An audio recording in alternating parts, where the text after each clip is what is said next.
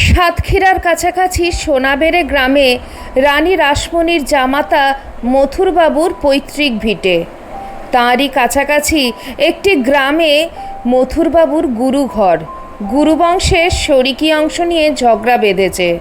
আপোষ নিষ্পত্তি করবার জন্য তলব পড়েছে মথুরবাবুর।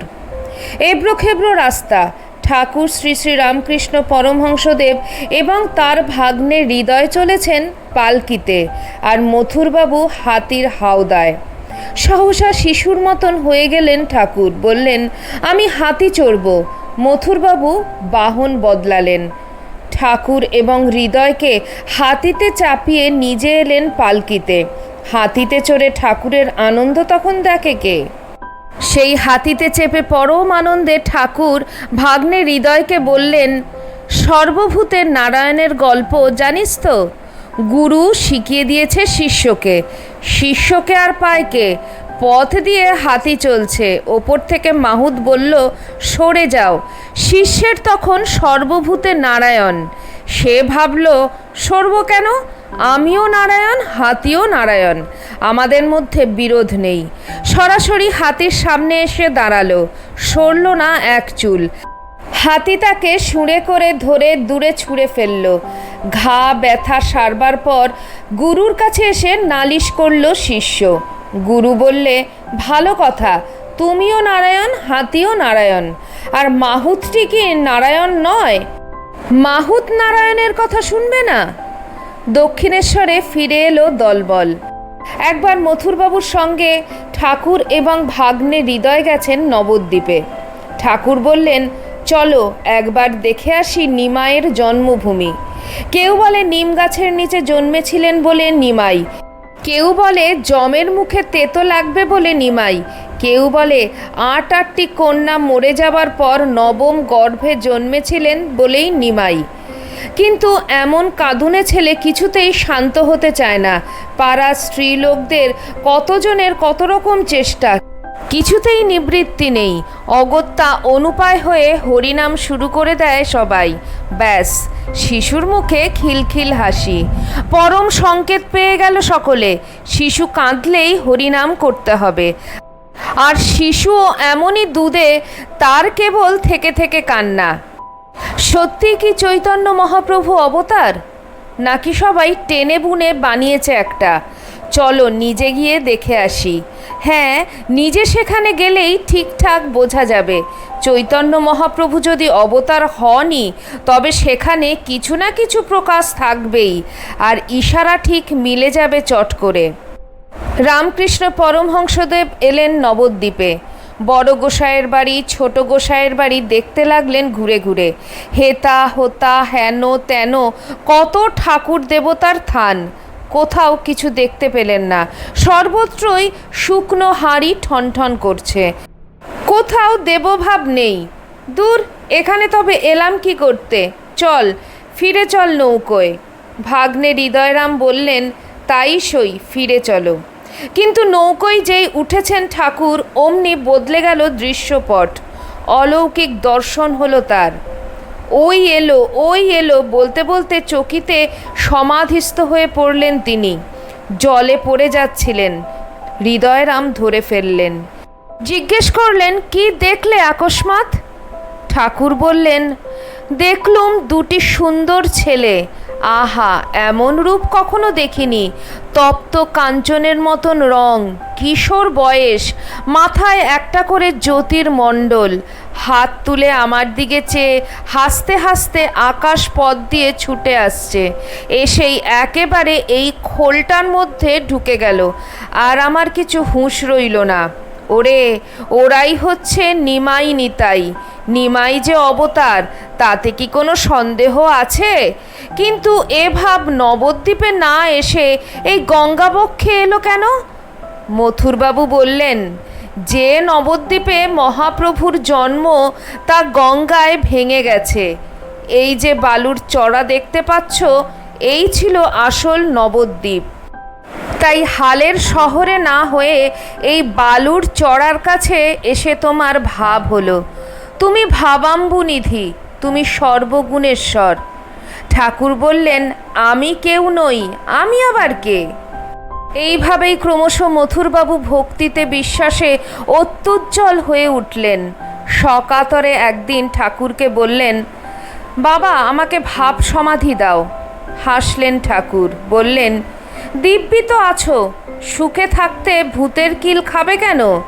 মথুরবাবু বললেন, না, ওসব আমি শুনছি না।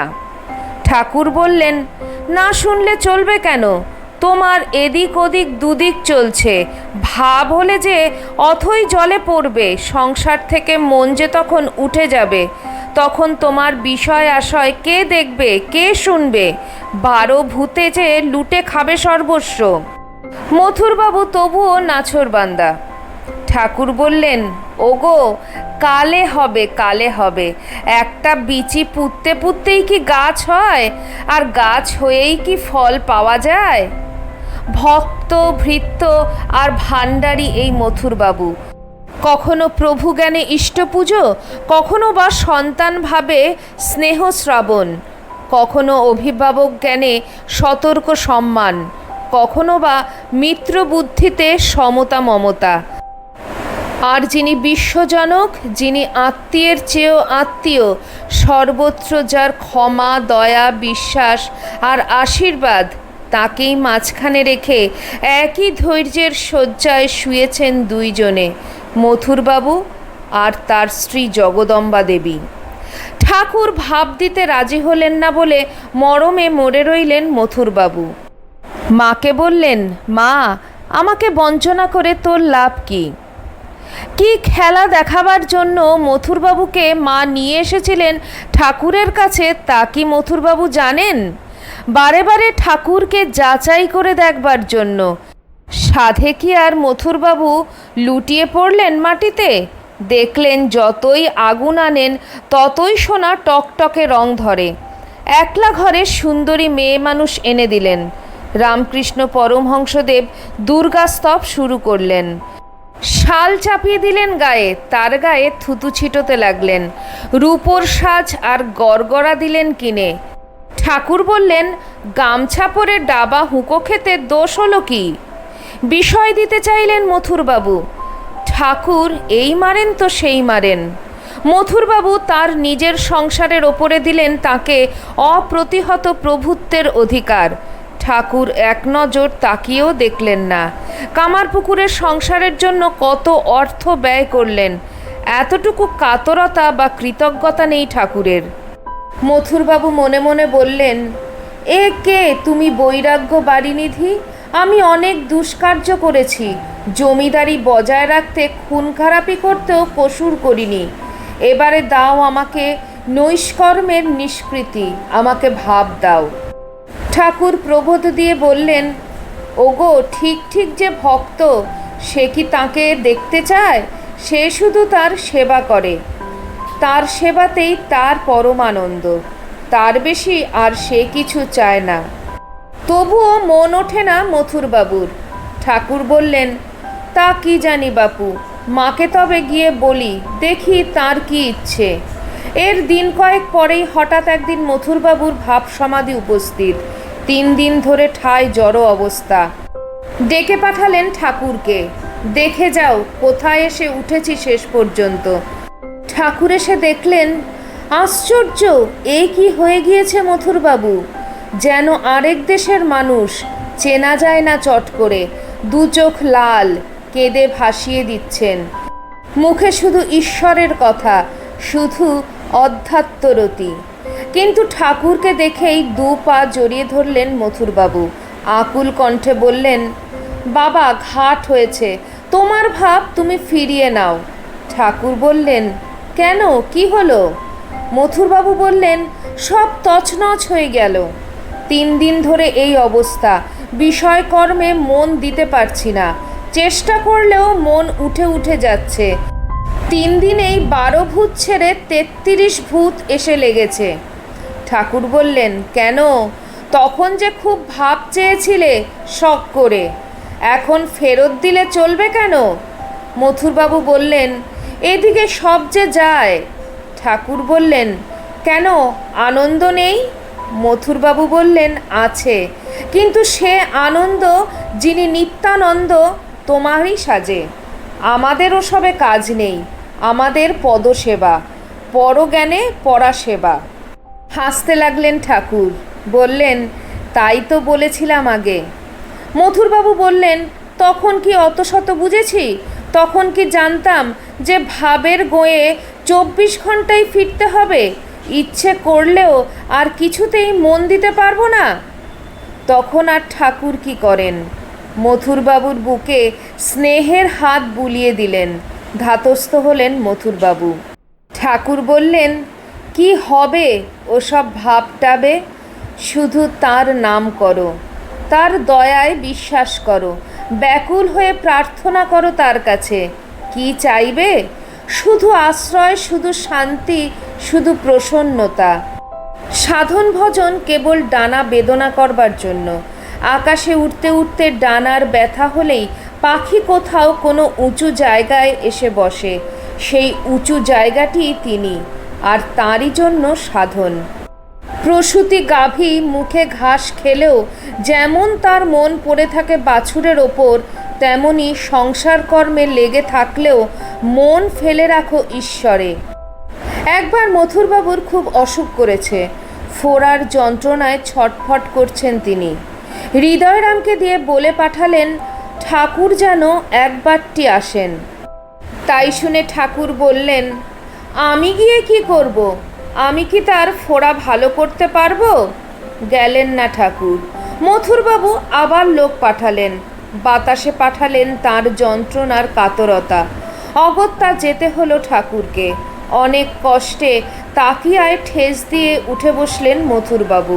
বললেন, ঠাকুর এসেছো? আমাকে একটু পায়ের ধুলো দাও।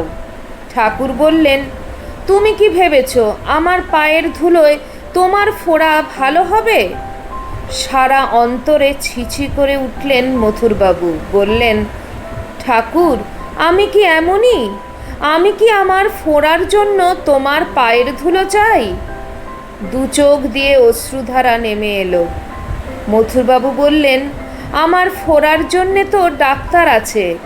আমি তোমার শ্রীচরণের ধুলো চাই এই ভবসাগর পার হবার জন্য। শুনতে শুনতেই ভাবাবেশ হলো ঠাকুরের। স্বচ্ছ ভক্তির স্পর্শে উথলে উঠল ভাব তরঙ্গ। সেই সুযোগে মথুরবাবু ঠাকুরের যুগ্ম পদে মাথা ঠেকালেন। দেহের চিকিৎসার জন্য আয়ুর্বেদী আছে। তুমি ভবরোগ বৈদ্য। তুমি অতীন্দ্রিয় রাজ্যের সরাট বিরাট সম্রাট হয়ে আবার এই ক্ষুদ্র হৃদয়ের অধিপতি। তুমি স্নেহে মাতা, পালনে পিতা, জীবনের খেলার সাথী। এক এক সময় একটা গো আসে মথুরবাবুর, যেমন সেইবার এসেছিল বিজয়া দশমীর দিন। তিনি বলে বসলেন, প্রতিমা বিসর্জন দেব না, নিত্য পুজো করব। কারু কথাই কানে পাতেন না। স্ত্রীর কথা পর্যন্ত উড়িয়ে দিলেন। বিপদ বুঝে রামকৃষ্ণ পরমহংসদেবকে ডেকে পাঠালেন জগদম্বা। স্বামীর নিশ্চয়ই মাথা বিগড়েছে, নইলে আকস্মিক এমনতর চেহারা হয়। মুখ চোখ লাল, কেমন একটা উদ্ভ্রান্ত দৃষ্টি। ঘরের মধ্যে ঘুরে বেড়াচ্ছেন এদিক ওদিক। না, কিছুতেই ফেলে দিতে পারবো না মাকে, মাকে ছাড়া বাঁচতে পারবো না। ঠাকুরের অনুরোধ পর্যন্ত প্রত্যাখ্যান করে দিলেন তিনি। তিনি বললেন, মাকে ছেড়ে বাঁচতে পারবো না। যতক্ষণ আমার প্রাণ আছে ততক্ষণ কেউ নিয়ে যেতে পারবে না মাকে। ঠাকুর তখন তার বুকে হাত বুলোতে লাগলেন। বললেন, মাকে ছেড়ে তোমাকে থাকতে হবে এ কথা কে বললে? আর বিসর্জন দিলেই বা মা যাবেন কোথায়? ছেলেকে ছেড়ে মা কি কখনো থাকতে পারেন? 3 দিন বাইরের দালানে বসে পুজো নিয়েছেন মা। আজ থেকে একেবারে ভেতরের দালানে বসে পুজো নেবেন। হ্যাঁ, ভেতরের দালান, তোমার অন্দরমহল। আরও নিকট হবেন তিনি, বসবেন এসে তোমার অন্তরের অন্দরে। ব্যাস, হাতের ছোঁয়ায় নরম হয়ে গেলেন মথুরবাবু। সত্য দৃষ্টির সৌম্য শান্তি নেমে এলো দু চোখে।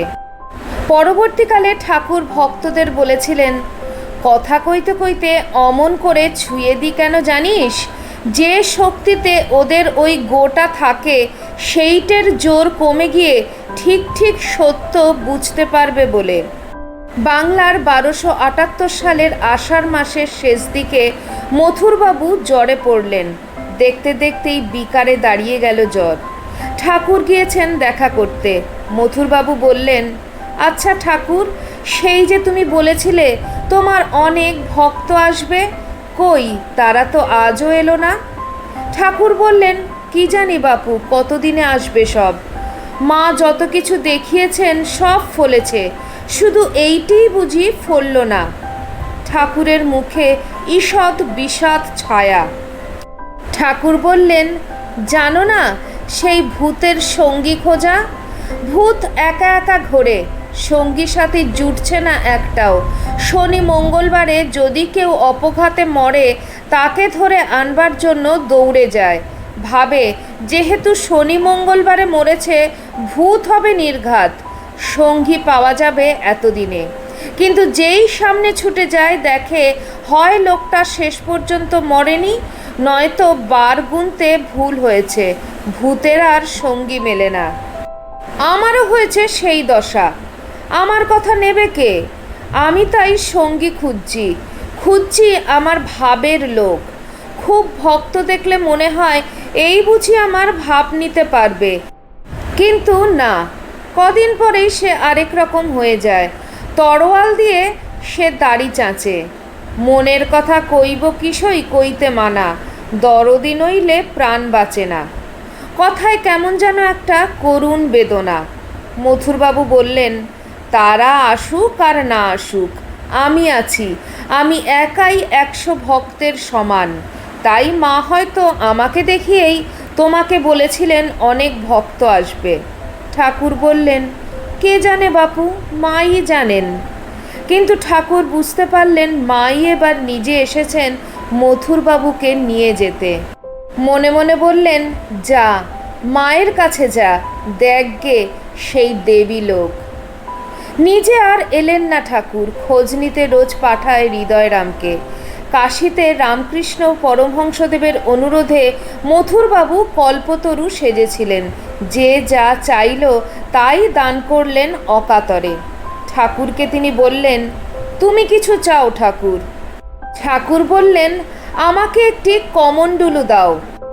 মথুরবাবু ঠাকুরকে বললেন, সেই কমণ্ডলু করে আমাকে একটু এখন গঙ্গাজল দেবে না? কৃপণ মথুরবাবুকে মুক্ত হস্ত করে দিয়ে, হে কৃপানিধি, তুমি আজ নিজে কৃপণ হয়ে গেলে। ঠাকুর মনে মনে বললেন, কোনো দরকার নেই, স্বয়ং গঙ্গা আসছেন তোকে নিয়ে যেতে। আসছেন সেই বেদময়ী শব্দময়ী গঙ্গা, তৃপ্তিকর্তী ভবতারিণী। তার এগিয়ে আসার শব্দ শুনতে পাচ্ছিস না? পয়লা শ্রাবণ, আজ মথুরবাবুর শেষ দিন। আজও ঠাকুর গেলেন না যানবাজারে। মনে মনে বললেন, তোর ভক্তিব্রত উদযাপন হয়েছে, মা তোকে কোলে তুলে নিতে নিজেই এসেছেন। কালীঘাটে নিয়ে যাওয়া হলো মথুরবাবুকে। ঘনিয়ে এসেছে জীবনের অন্তিমা। ঠাকুর তখন দক্ষিণেশ্বরে সমাধিস্থ। তাঁর সূক্ষ্ম দেহ জ্যোতির পথ ধরে চলে এলো মথুরবাবুর শয্যা পার্শ্বে। চোখের পাতা শেষবারের মতন বোঝবার আগেই মথুরবাবু দেখলেন ঠাকুরকে। বিকেল 5টার সময় ধ্যান ভাঙল ঠাকুরের। ভাগ্নে হৃদয়রামকে ডেকে বললেন, ওরে, মথুর রথে উঠল। খুব বেগে উড়ে গেল সেই রথ, চলে গেল দেবী লোকে। অনেক রাতে খবর এলো দক্ষিণেশ্বরে বিকেল 5টার সময় মথুরবাবু লোকান্তরিত হয়েছেন। ঠাকুর একদিন ভক্তদের বললেন, আমাকে দেখে মথুরবাবু কি বলতো জানিস? বলতো, ঠাকুর, তোমার ভেতরে আর কিছু নেই, শুধু সেই ঈশ্বর আছেন। দেহটা একটা খোল, বাইরে কুমড়োর আকার, কিন্তু ভেতরে শ্বাস বিচি কিচ্ছু নেই। ঠাকুর বলতেন মথুরবাবুর ছিল জ্বলন্ত বিশ্বাস।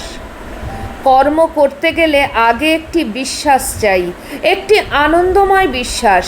মাটির নিচে মোহরের ঘরা আছে, এই আনন্দময় বিশ্বাস থাকলেই তো মাটি খুঁড়ব। খুঁড়তে খুঁড়তে যদি ঢং করে একটা শব্দ হয়, বুকের ভেতরটাও আনন্দে টং করে ওঠে। তারপর যদি ঘর আর কানা দেখা যায়, তাহলে তীব্রতর আনন্দ। খোঁড়ার বেগ তখন আরও বাড়ে। সাধু গাজা সাজাচ্ছে, তার সাজতে সাজতে আনন্দ।